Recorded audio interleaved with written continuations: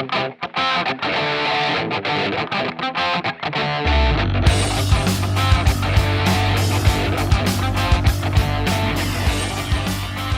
welcome to My Comic Crush. I'm Vicky Sebring, and I love comics. So let's dive into a long box and see what we find. With me this week is my co-host Scott Sebring. Hey, everybody. And this week, we are going to discuss Astonishing X-Men, Volume 3, Issues 1 through 24, that first spectacular Joss Whedon run. Oh yeah, no, it's pretty exciting stuff. And some may be wondering why we've been doing like X-Men and New Mutants and X-Men again this month. Well, this is Mutant Independence Month. Mutant Independence. Woohoo! Also, I got a lot of X-Men in my collection. But this is our third installment this month for Mutant Independence. Mutant Independence! Woohoo! Rise up! Anyways, this is a really awesome, amazing story. Astonishing storyline by Joss Whedon, and John Cassady did the art and the inking. And it ran for issues 1 through 24. First published date was July 2004. And also, it wrapped everything up with a giant-sized Astonishing X-Men #1. Because every now and then you need a giant-sized X-Men. Just saying. Oh, yeah. We say this is, the storyline, but I mean, it's really this particular run because it kind of divides up into... It's almost like 4 miniseries almost, but it's all one long overarching storyline. You have the issues 1 through 6, which make up the gifted segment of the story, and issues 7 through 12 are titled Dangerous. And you have 13 through 18, which is called Torn. And then you have 19 through 24, which is called Unstoppable. I guess they're more like acts. They are. If you think of it kind of as an overarching play. Yeah, you've got 4 acts, and they're good uns. It helps when you got a really good writer. Joss is a phenomenal writer, but I have to say, I think he is at his strongest when he is writing for an ensemble. I think that's his strength, really. He handles the dynamics and the multi-person teams so well, giving each individual plenty of due and character development and space, and not really shorting anybody. He's brilliant at it. That's why he's Joss. Coming into a slight advantage or whatever on this, or maybe not advantage, more of a hindsight type thing, because I didn't read this during the initial run of it. I didn't either. And I've read it post Avengers, the movie, and of course Age of Ultron. And I was familiar with Joss's stuff from before, mainly like things like Firefly, which is an ensemble group with great dynamics, but catching his rhythm and his sense of rapport between members on a superpower team like the Avengers, I couldn't help but when I would read the dialogue between them in Astonishing X-Men, that rhythm and just that sense of his timing. I mean, for something that you're just reading on a written page, to have something called timing. His timing is impeccable, but I think really his core strength, and I think that you can totally see that this holds true whether it's a character that he's created in his writing or one that he's writing for, is he holds true to the core of the character. He finds that core of the character and he holds true to it. And he's so good at expressing who that character really is and how they and who they are react, and the dynamics of the relationships between them being them and other people being who they are, and how it all meshes together. It's so beautifully done, especially in the very first issue in this run, which opens with Kitty Pryde coming back to the school. And oh my God, do I love. She gets to the school and you've got all these flashbacks. Oh my God, you've got a flashback from issue 143 where she looks at the stairs and she sees herself holding the mistletoe over Peter's head and kissing him and calling him sexy. We just discussed that. It goes right to my feels. And then right after that, you're followed up with the Professor Xavier is a jerk, which is straight out of X-Men 168 after she's just been dumped onto the New Mutants. The X-Men just came back from outer space. They've defeated the Brood. They've defeated him as a Brood Queen, saved the day, and, oh, Kitty, you're being dumped into the New Mutants. You're no longer an X-Men. Well, Professor Xavier is a jerk. So, that just goes right to my feels. I'm just like, that's where I live. Just totally digging it. And I have to say, part of the reason I didn't really read this when it first came out and stuff is what with all the diffusification of the X-Men.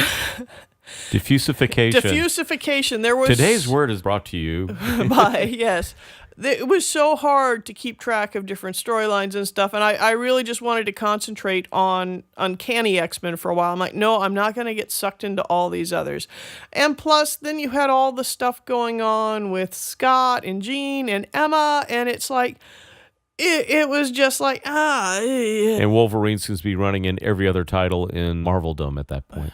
Yeah, it's like Wolvie got caught up in the Spider-Man Clone Wars. How can one man be in so many places at once if he hasn't been cloned 20 gazillion times? And for those of you who don't know about the Spider-Man Clone Wars, be happy.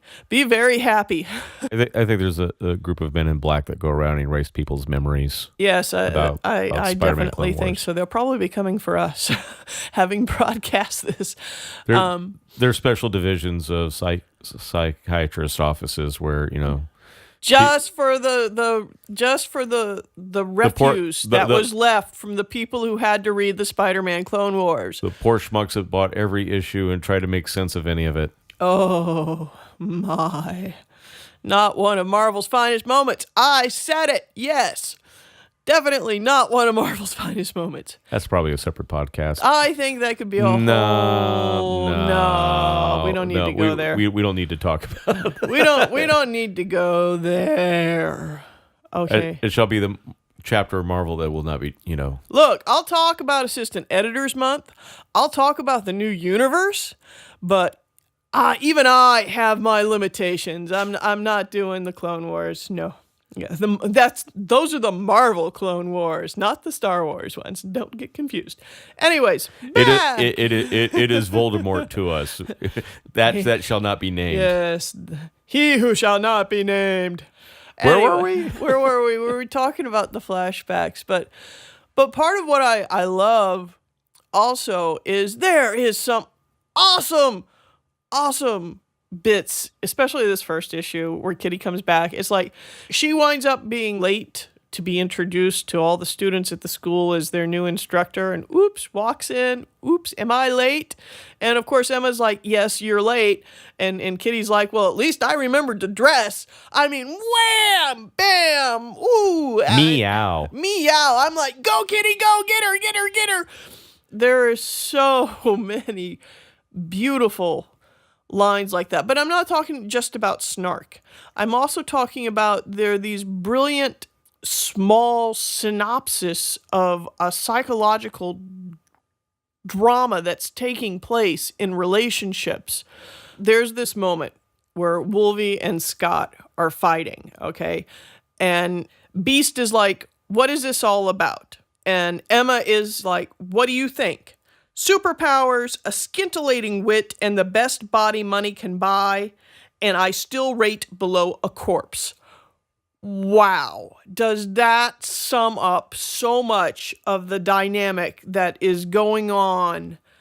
I mean, nail, head, hammer, wham! I mean, beautifully done. Just beautifully done. And I am not an Emma Frost fan. I will be quite honest when I am not a fan of somebody, in case you didn't notice. She's not on my list, though. I'm just not necessarily a fan. To me, Emma Frost is a bad guy. That was my initial exposure to her. She's a baddie. She's always been a baddie. She stole Storm's body. Okay, she did the whole body mind swap. She's done all kinds of bad juju to the New Mutants and all this, but she has always been kind of a strange bad guy. She's in some ways she's not quite, Magneto sometimes has his redeeming qualities and stuff.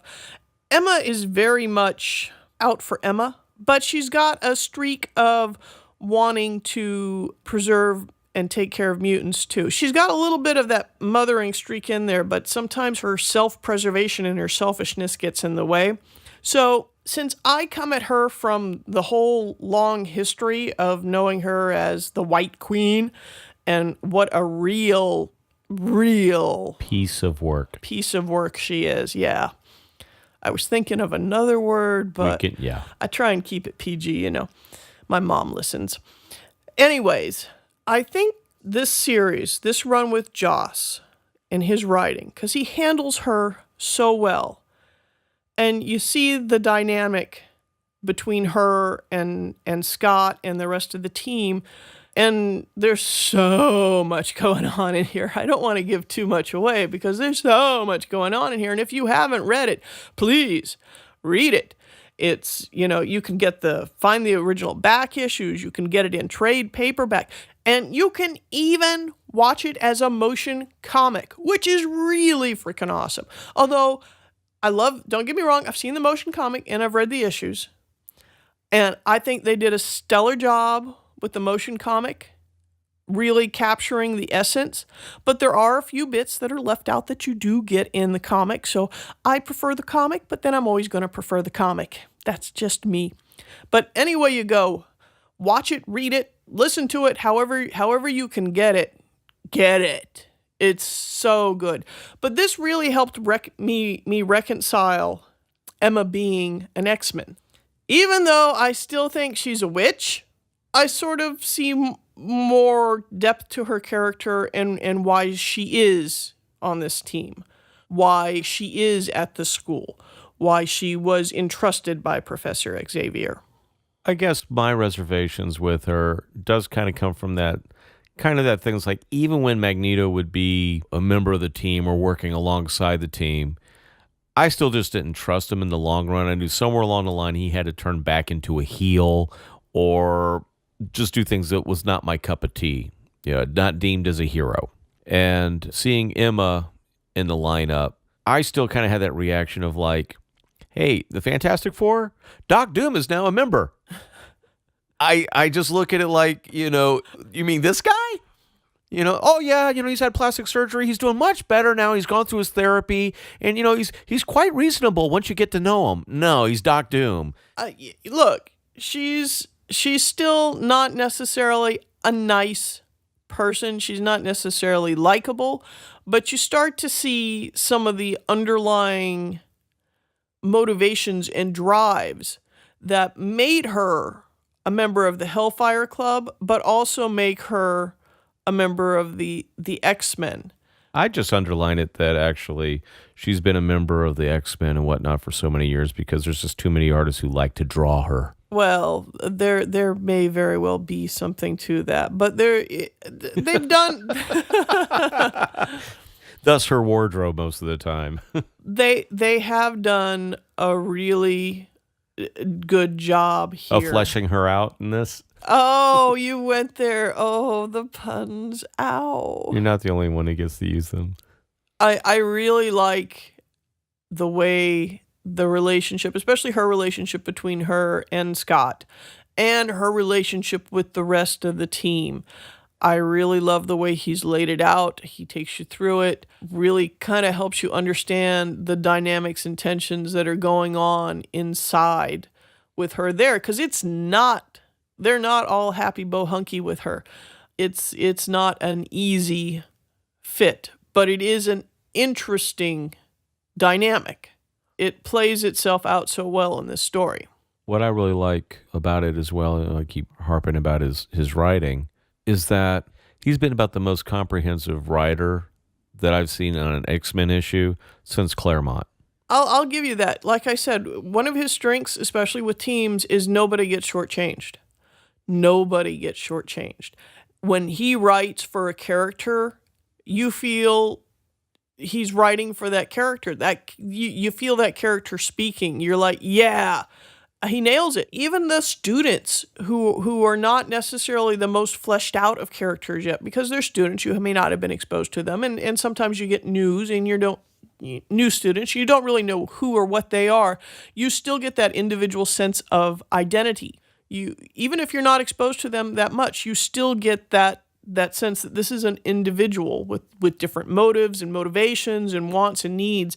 You still get that. They're not just throwaways. Yeah, they seem pretty three-dimensional and not caricatures. No, precisely. And that's why he's so good. He's not just handing lines out to an extra. Let me tell you, for somebody like me who's a bookaholic, shall we say, this is like crack, baby. This is, put it in my veins. It's hardcore. I am hooked. Sign me up. I'm drinking the Kool-Aid. Wow. I love this. This is my catnip. This is my uber-sized chocolate brownie with fudge on top with chocolate sprinkles and whatever else I can think to put on. This is so good. This is the good stuff, man. This is the good stuff. The bomb. It's nice when you get into a title that's written this well and this consistently for a good string of issues. Yes, you get a nice long chunk. I mean, technically, 24 issues, that's technically 2 years. However, I understand there were a lot of production delays on this sort of thing, so who knows how long it actually was. These things will happen. And while if I'm coming to something after the fact and I can buy it as a trade paperback and get it all in a chunk, the fact that there were production delays at the time it was coming out does not bother me because I'm already getting my whole chunk. However, if it's something that I'm reading at the time and there are production delays, watch out. Yeah, you're not a happy camper. I am a girl who likes to zippity-doo. Give me my next installment. So I'm going to just do a little aside story here. You used to have a Marvel subscription. I did. Back in the 80s when you could have them mailed to you. I had subscriptions to the Uncanny X-Men and the New Mutants. I bought subscriptions. I thought that was the way to go.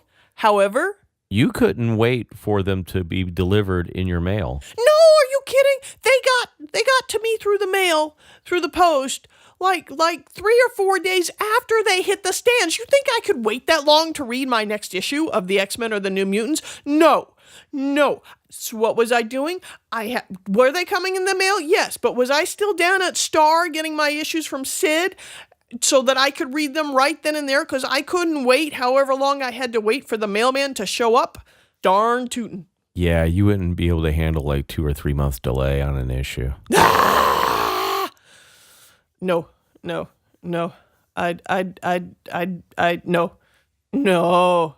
Oh, that's like a nightmare. That's worse than the monster under the bed, you know? I can deal with the monster under the bed and But the comic book issue that doesn't come? No! The sequel that's never written. No, don't do that to me. Don't do that to me. Well, good thing you got a trade paperback. Yes, trade paperbacks are good. And just a note for all you comic book writers out there, if I'm reading your title, don't make me go shining on you. Keep up with your production. But moving right along. I just really liked all the character stuff aside, though it's such a huge factor into this and the awesome artwork. I just really liked the plot lines. I actually really liked the different scenarios and challenges that they were faced with. They were really fresh, and they weren't all about mutant extinction and stuff. Well, they weren't. They were fresh. There's always a little mutant extinction thing going on somewhere these days. It seems like that's just the way. It seems like for the longest time, Marvel just could not get away from mutant extinction, mutant massacre, mutant. So there's always that kind of thread running through, at least as a subtext somewhere. But this is so... I mean, you've got this kind of overarching thing that's going on through the whole mass, but then as you said, you've got these 4 like acts or subplots that it's so good. It's so good. I just liked in the first one that like Cyclops was like, you know what? We're superheroes. Oh yeah. We should go out there, put on the costume, go out and do the good deed that isn't mutant centric. Yeah, well, he's even got a line where he digs at the black leather as not being terribly welcoming. Not the most PR friendly. It's a little intimidating, You get to see Wolvie in his original yellow. Yeah. Okay. Which I am cool with. Okay, now granted, I'd rather see him in his tan because that was my first exposure. His tan costume. His tan costume. Believe me, not his tan hairy chest. Seeing Wolvie in just his tan is just seeing like a lot of hair. So yeah, no, don't need to go there. But in the costume, yeah. But I will take the yellow. Give me the yellow. If that's what I get, I will take it. Just touching upon the films for just a brief moment. When you get the line, what would you rather have? Yellow spandex? Yes! I was like, yeah. Yes! Yes. Yes! And just so we're all clear, the X-Men's uniforms in the movies were suspiciously reminiscent of the spacesuits from Planet of the Vampires. Just saying.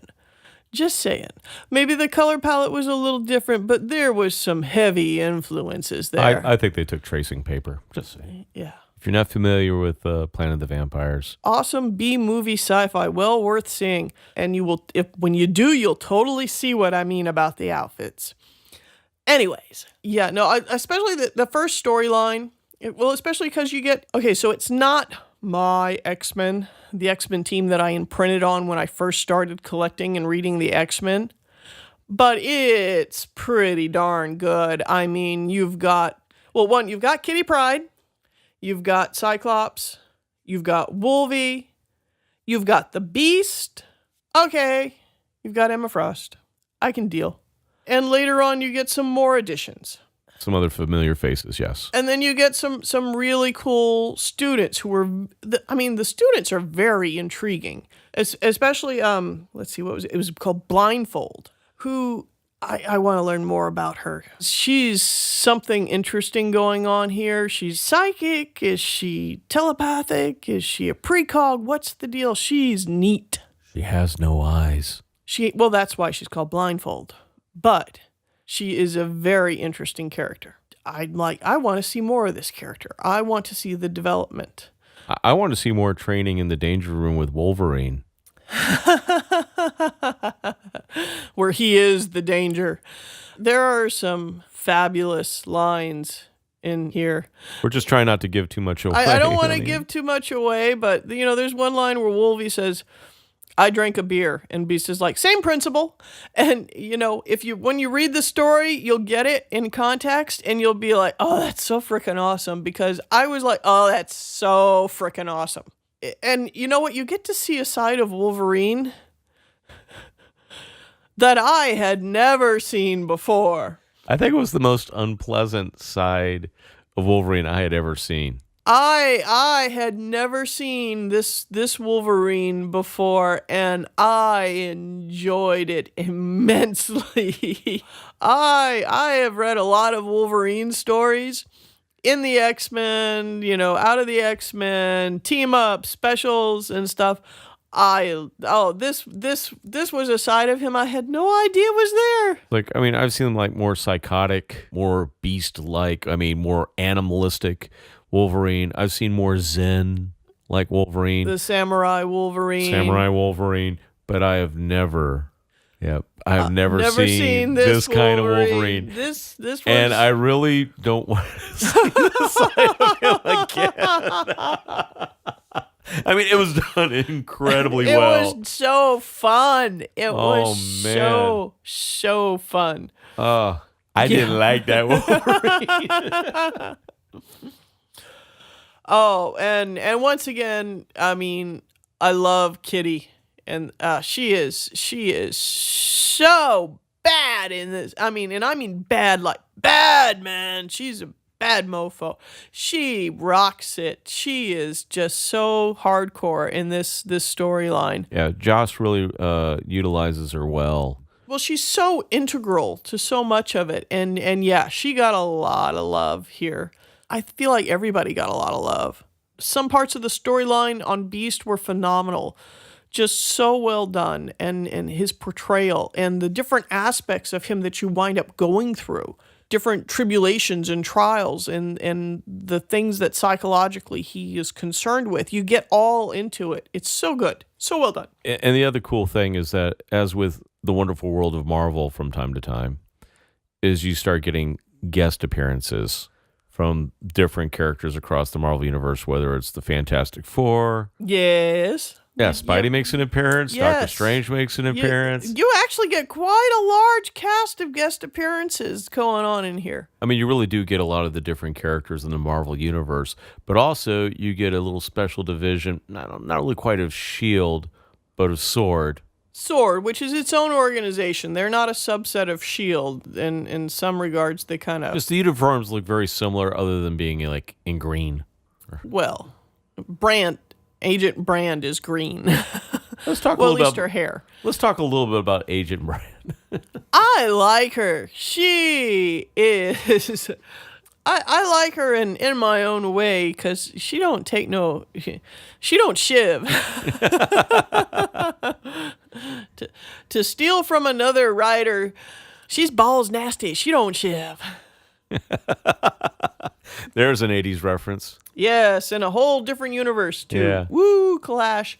But nah, she don't give an inch. She does what she thinks she needs to do. She don't back down. She don't back up. She's a bulldog. She just goes for it. Not quite a people person. People skills might not be her forte.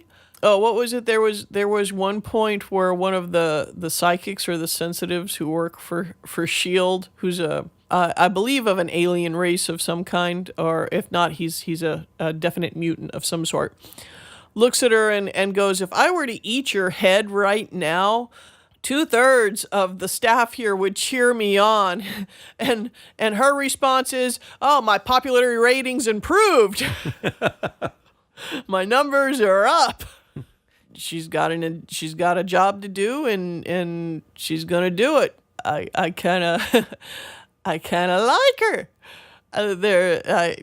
She's just so no nonsense. Just wham, rapid fire, to the target.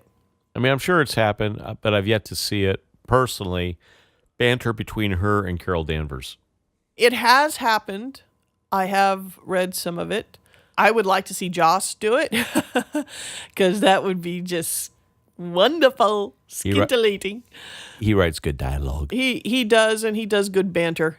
But yeah, no, I enjoyed her addition. When she is thrown into the mix, I definitely, it works. It works well. It's so good. Oh my gosh, I know I keep telling you it's good.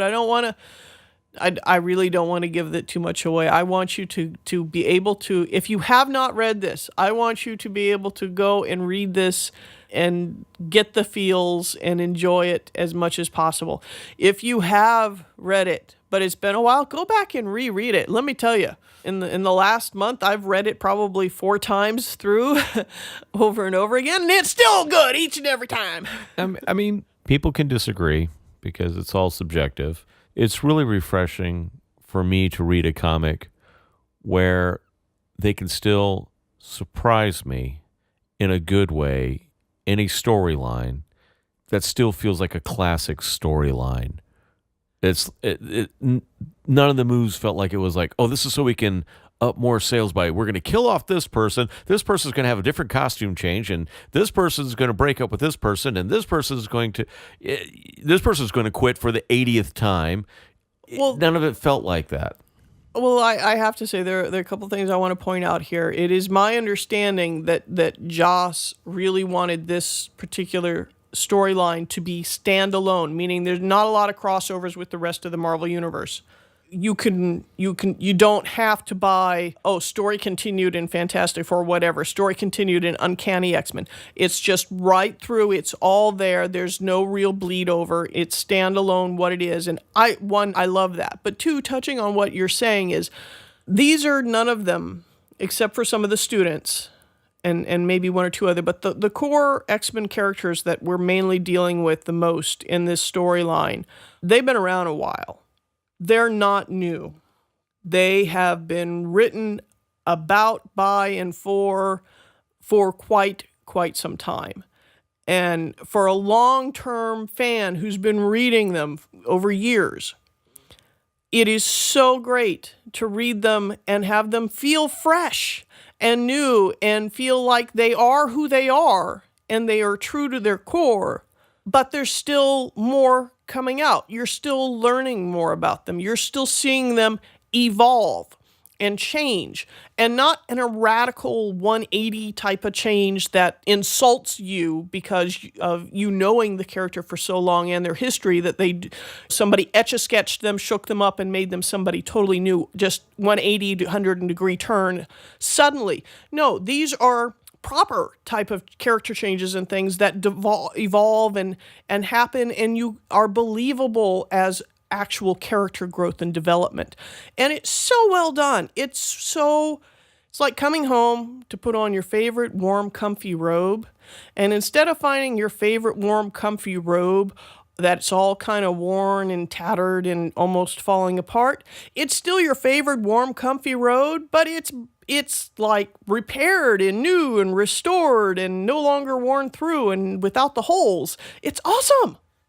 It doesn't come across as rehashed. It doesn't come across as fan fiction. I use the term. No. People who write fan fiction will probably, throw darts on a dartboard with my picture on it. But it's not predictable. Everybody does feel true, but they still feel fresh. I still feel like I was traveling new ground with very familiar faces. Yes. It was like revisiting old friends. It's so awesome. So awesome. So astonishingly awesome. And so that's where we're going to leave it. Like I said, there are so many ways to go out and find this storyline and read it and enjoying it. Please, you will not regret it. Especially if you're a Joss Whedon fan. I mean, that's a slam dunk right there. If you're an X-Men fan, I say likewise. This is good stuff. For me, it's been the best X-Men in about over 20 years. This is some good reading, and I hope you go out and enjoy it, because I know I sure did. But that's where we're going to leave it for now. Once again, we'd love to hear from you. Welcome your feedback. You got something you want to tell us we're doing right? Great to hear it. You got something you want to tell us we're doing wrong? Well, we'll listen to you. Don't know we'll be happy about it, but we'll listen to you. But either way, we'd love to hear from you, just to let us know that we're not alone out there. And I hope you'll join us next week. But until then, I'm Vicky Sebring. And I'm Scott Sebring. And this has been My Comic Crush.